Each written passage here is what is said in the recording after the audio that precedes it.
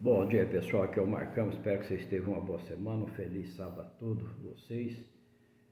Hoje chegou o dia de nós aprender mais um pouquinho da Palavra de Deus através do estudo da Santa Escritura. Obrigado pelos aqueles que já estão aqui, para pegar a Bíblia, pegar a caneta, papéis, né? Vamos ouvir a voz de Deus através da Santa Escritura. Mas primeiro vamos fazer uma oração. Querido e bom Pai que está no céu, obrigado, Deus, pela oportunidade que o Senhor nos dá nesse seu santo dia de ouvir a Tua voz através do estudo da Santa Escritura. O Senhor vem fazer presente com os seus santos anjos, Espírito Santo nos conduzindo, nos dando essa oportunidade. É o que nós te pedimos, agradecido em nome de Jesus. Você já pode abrir a Bíblia de vocês lá no livro de Salmo, capítulo 22, no versículo 18. Salmo 22, capítulo 18. Nós estamos estudando, falando sobre a profecia concernente de Jesus, de Cristo. Então, na profecia de Cristo. Então, vamos lá. Então, assim, que profecia predigues a sorte que seria lançada sobre as vestes de Cristo na crucificação? Quando Jesus foi crucificado, então ali foi lançado sorte, foi para ver quem que ficava com a roupa de Jesus, repartir a roupa de Jesus, mas na túnica tinha que lançar sorte. Fala assim: repartiram entre si as minhas vestes, e sobre a minha túnica deitaram sorte. Eu não sei que jeito que o povo usava esse tipo de sorte no passado, se era com a pedrinha, que jeito que era, mas era lançado. Incluía a roupa de Jesus, incluía uma túnica, um manto escalático, uma roupa representativa, uma roupa bonita, que era assim. As roupas de Jesus era feita por mão de homem para ser usada por homens. Era de maneira bem caprichada, de uma maneira bem detalhada. A roupa de Jesus era feita então ali por mão de homem. Hoje, se fosse nossos dias, falava que era feita por alfaiate, né? Eu não sei se vocês se lembram, e ainda deve ter os alfaiates, né, que costurava as roupas para os homens, fazia terno, fazia aquelas roupas bonitas, costurava. Hoje também tem as costureiras que faz isso aí, hoje já tem as fábricas que faz, mas ali ela foi feita então por mão de homem para ser usada por homem, de maneira que era um capricho geral. A roupa de Jesus, ela continha umas pedras no barrado, umas pedras de brilhante, pedra preciosa. É por isso que eles não rasgaram e lançaram sorte para ver com quem ficava com essa roupa, esse manto lindo que foi feito, uma peça especial, uma coisa linda. E Jesus usou essa roupa dele, esse manto, durante a vida dele ele usava esse manto, né, que tinha feito para ele. Uma coisa linda, bordada, coisa linda, muito bonita ali. Agora no livro de Mateus, capítulo 27, no versículo 35, dando continuidade falando da crucificação de Jesus. Porque o relatório cumpre essa profecia.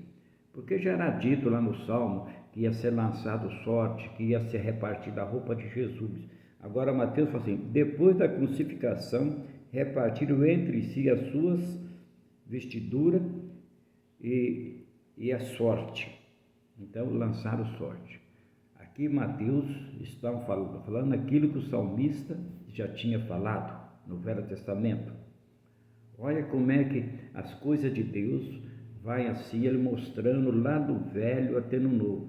O Salmo está no Velho Testamento. Ele falou que a roupa de Jesus ia ser dividida, mas a túnica dele era lançado sorte. Mateus confirma então que depois da crucificação repartiram-se a sua veste e tirando sorte para ver com quem ficava com o manto de Jesus. As outras peças então dividiram, mas aquele manto ele não podia rasgar para um ficar com um pedacinho, outro com um pedacinho. Era a capa toda. Alguém ia ficar com aquela capa. Então, qual é a maneira que eles acharam? Vamos então lançar sorte aqui. Vamos ver com quem que fica, né? E assim que fizeram. Voltando no livro de Salmo, capítulo 69, no versículo 21. Voltando lá atrás, vamos voltar no Velho Testamento, lá no Salmo 69, versículo 21, que foi predito quanto a maneira porque seria tratado quando sobre a cruz. Que maneira que ele ia ser tratado sobre a cruz? Falando sobre a cruz, antes de nós dar continuidade aqui, eu quero só falar assim, não sei se vocês já abriram um buraco para enfincar uma madeira, para ver o suco que aquela madeira dá quando você solta ela naquele buraco que fez. Então, leva Jesus, a cruz deitada ali no chão, deita ele em cima, prega e levanta e sorta aquele buraco. Olha o tranco que ele deu, rasgando a carne dele ali, porque ele deu aquele suco. Foi isso que eles fizeram com o nosso amoroso Papai do Céu. Por alimento me deram fel, e na minha sede me deram a beber vinagre. Que puseram na boca de Jesus fel. Estava com sede, toma vinagre. A maldade, crueldade que estava fazendo com o dono de tudo, e ele não estava nem por aí para aquela crucificação. A morte de cruz naquele tempo era dos maiores bandidos, maior homem perigoso, que roubava, matava, cruéis. Então, quando pegava ele, eles eram crucificados. Mas e Jesus? Jesus só fazia o bem, ele curava, ele pregava o evangelho, falava de amor, falava do reino do Pai, ele falava só isso. Mas como ele falava que o templo ia ser derrubado, em 3 dias ele levantaria de novo, eles achavam que ele estava falando que ia derrubar aquele templo que eles construíram com muito tempo para construir, anos. E agora como é que vem o homem e fala que derruba num dia, com 3 dias ele levanta tudo de novo? Ele falando do corpo dele, e o ser humano não entende. Nós precisamos pedir sabedoria de Deus para compreender quais coisas que Deus fala conosco, para nós entender. E ali eles mataram por inveja, por ciúme e levado por Satanás. Porque aquela multidão que gritaram, sorta Barrabás, crucifica Cristo, ali a maioria era a voz de anjo mais. Os anjos caídos que estavam gritando. E Pilatos se covardou, e então Jesus foi crucificado. Por que ele foi crucificado? Porque Deus tinha falado que o salário do pecado, morte. Pelo meu pecado, pelo pecado de cada um de vocês, Jesus morreu. Ele derramou seu sangue, sacrifício, porque não tinha outro meio, para nos dar o direito da salvação eterna se nós aceitarmos. Então vamos ler aqui no Salmo 69, versículo 21. Por alimento me deram fel, e na minha sede me deram beber vinagre. Vocês já colocaram fel na boca? Como amarga, como é terrível. Se vocês nunca colocou um fel na boca, quiser um dia experimentar, vai no matador, pede aquele fel do boi, tira um pouquinho e põe na boca para vocês verem como é que é. Como é amargo, como é terrível aquilo ali. Agora vinagre é fácil, que às vezes vocês usam para temperar alguma coisa, experimenta tomar um vinagre, para ver como é que é terrível. A maldade chegou nesse ponto, a crueldade chegou nesse ponto, além de ele estar pregado, além de cortar do lado dele com uma lança, ainda molhando uma espuma e colocando na boca dele. Lá eu vou dar dois assim, se vocês quiserem acompanhar na Bíblia, ou quiser anotar, por exemplo, Mateus 27, 34, João 19, 28 e 30. Mateus 27, 34, João 19, 28 e 30. Que foi oferecido a Cristo na crucificação. Aqui vai dar uma repetida na mesma coisa que ofereceram para ele. Deram-lhe a beber vinho com fel, mas ele, provando, não quis beber. Deram o que para ele beber? Com fel. Mas ele provando, ele falou, não é isso. Eu estou com sede, mas não é isso.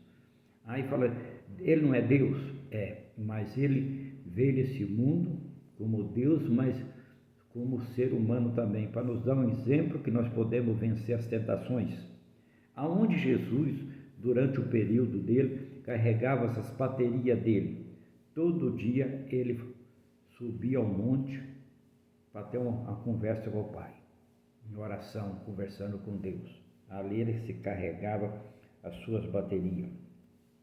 No livro de Isaías, capítulo 53, versículo 9, na primeira parte. Isaías 53, versículo 9, na primeira parte. Com que disse o profeta Isaías seria Cristo suportado na sepultura dele? O que ele disse Isaías? Vamos vocês verem assim, ó, lá no Velho Testamento, Isaías já fala do Messias e com que jeito que ele ia ser sepultado. Designou-lhe a sepultura com os perversos, mas com o rico esteve na sua morte. Os perversos, no meio dos perversos, mas na sua morte com os ricos. Ali um homem rico pediu o corpo de Jesus, ele tinha feito a sua sepultura, então ele pediu para poder enterrar ali. Esse homem chamava José de Arimateia, e ele veio pedir. Outra coisa também, quando eles colocavam ali na cruz, ficava o dia todo ali na cruz, no escurecer, se aqueles pessoal não estava morto, eles quebravam a perna daquele pessoal que estava na cruz para não fugir. E Jesus não foi quebrado nem um osso, porque ele dormiu para ir. Então já ele fala assim, ele foi ali com os ricos. Mateus 27, 38, ele nos fala assim, com que foi Cristo crucificado? Com que Cristo foi crucificado? E foram crucificados com ele 2 ladrões, um à sua direita e outro à sua esquerda. Ali estavam aqueles 2 homens mau, cruel, a pior espécie foi um à sua direita e a outra à sua esquerda e ele no meio. Ele foi crucificado no meio, é por jeito ter colocado ele de um lado, mas ele foi crucificado ali no meio como o pior de todos. O que ficava no meio era considerado o chefão, era o pior de todos. Então colocaram ele ali no meio daqueles 2 ladrões, né? Ainda no livro de Mateus 27, 57 e 60, fala assim, que cuidou do corpo de Jesus depois de ser tirado da cruz. Então aqui vai falar aquilo que eu falei para vocês do nome da pessoa, falando, caindo à tarde veio um homem rico de Arimateia, chamado José. Este foi ter com Pilato, ele lhe pediu o corpo de Jesus. E José, tomando o corpo, envolveu num pano limpo de linho e depositou no seu túmulo novo que fizeram, abrido de uma rocha. Então esse homem rico chamado José veio de uma cidadinha da região chamada Arimateia ali, por isso que ele é levado o nome de José de Arimateia.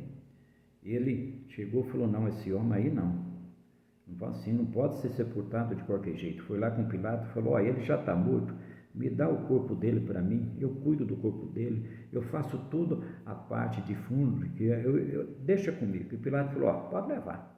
Então ele pega o corpo de Jesus, pega um pano limpo de linho, e ele tinha mandado abrir essa sepultura para ele ali numa rocha, e ele foi lá e colocou Jesus ali.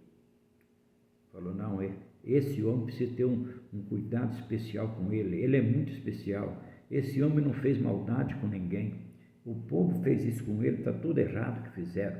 Mas por que então que Jesus morreu na cruz? Porque eu já falei, o salário do pecado era a morte, e não tinha outra pessoa que pudesse pagar esse nosso pecado se não fosse Cristo. Nem os anjos, poderia vir um anjo e sofrer ali para isso, foi ele, né? Portanto, quando ele estava ali no jardim, ali fazendo oração, na noite que ele foi preso, ele falou, Pai, o espírito está pronto, mas a carne é fraca, mas faça a sua vontade. Faça a sua vontade. Ali, o suor deles transformou em sangue. Os discípulos que acompanhavam ele, que ele pediu para ficar em oração com ele, para fortalecer, quando ele voltava da oração, os discípulos estavam dormindo. Ele falou, mas não pode ficar nem um pouquinho acordado. Voltava a conversar com o pai, voltava os discípulos dormindo, o peso. E ali Satanás de roda dele, procurando para ele se valia a pena tudo esse sacrifício que ele estava fazendo.